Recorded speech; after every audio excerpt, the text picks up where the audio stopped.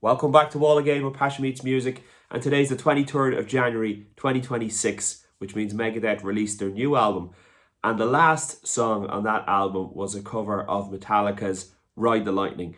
So I've listened to the song a couple of times this morning. It just dropped last night at midnight, and I'm going to give you my full reaction on the song. So the first thing I noticed about the song was it was in a different key to the original song that was recorded by Metallica back in 1984.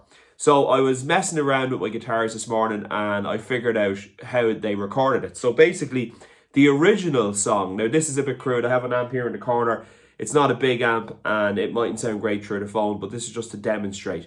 So this guitar here is tuned to standard tuning, which is E, A, D, G, B, E, as most guitarists will play in and will know very well. And the riff, the main riff at the intro for Ride the Lightning goes something like this.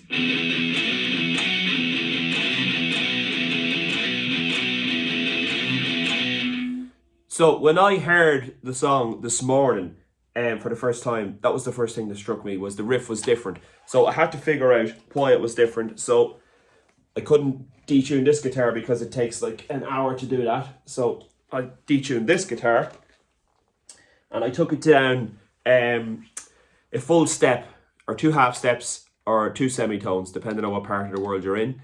And I tried to play the riff and it sounded like it was what Megadeth were playing. So just give you a demonstration of this one.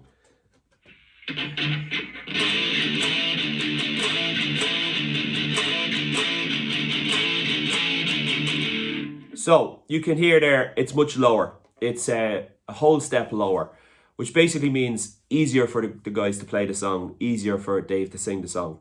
But I also noticed they didn't just stop there. Dave actually took the vocals down as well, and he took them down a full octave, which is 8 notes.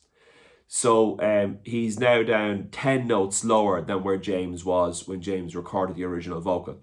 And this is really noticeable in the song. When you hear it the first time, it's kind of jarring, you know, you're expecting it to be at a certain key and it's not at that key in terms of the guitars and the bass. And then when the vocals kick in, they're even lower again. So yeah, certainly it takes a while to get your ear around that. But yeah, that aside, I suppose, talking about some of the other aspects of the song, the production. The production is excellent on this song. It was produced by Chris Rakeshaw, and he's done a lot of the recent stuff with Megadeth. And I have to say, the production's flawless. It's fantastic. You know, it sounds really clean, as you would expect from a modern production.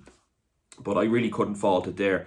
In terms of the arrangement of the song, they actually stick to the original arrangement. They don't change it around. And I was a little bit surprised at that because I know that like Dave Mustaine, when he recorded Mechanics, which was another version of the Four Horsemen, based on the same riffs.